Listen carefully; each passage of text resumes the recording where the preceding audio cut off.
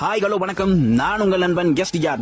வாழ்க்கையில ஒரு மனுஷன் தன்னம்பிக்கையோடையும் பொறுமையோடையும் இருந்தாருன்னா அவர் செய்யக்கூடிய தொழில கண்டிப்பா ஒரு நாள் வெற்றி பாதையில அவர் இருப்பாருங்க. இந்த மாதிரி நாம பார்க்கக்கூடிய இந்த வீடியோல ஆக்டர் விமலை பத்தி தாங்க நம்ம பார்க்க போறோம். 1990கள்ல நாம பார்த்துக்கிட்டு இருந்த விமல் 2010ல தாங்க களவாணி அப்படின்ற ஒரு படத்துல ஹீரோவா நடிக்காரு.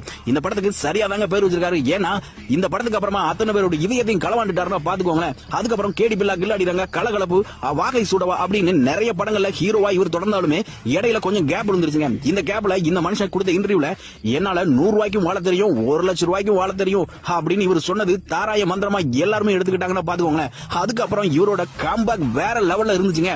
விலங்குன்னு ஒரு வெப் சீரியல்ல சூப்பரா நடிச்சு இவரோட திரைக்கதையை தேர்ந்தெடுக்கிறது மூலியமா மக்கள் மனசுல திருப்பியும் சூப்பரா கம்பேக் பண்ணிருப்பாருன்னு பாத்துக்கோங்களேன். அதுக்கப்புறம் இவரோட லெவலை மாறிடுச்சுங்க. சார் மற்றும் ஓம் காளி, ஜெய் காளி, குலசாமி அப்படின்னு இவரோட பட வாய்ப்பு தொடர்ந்துகிட்டே இருந்துன்னா பாத்துக்கோங்களேன்.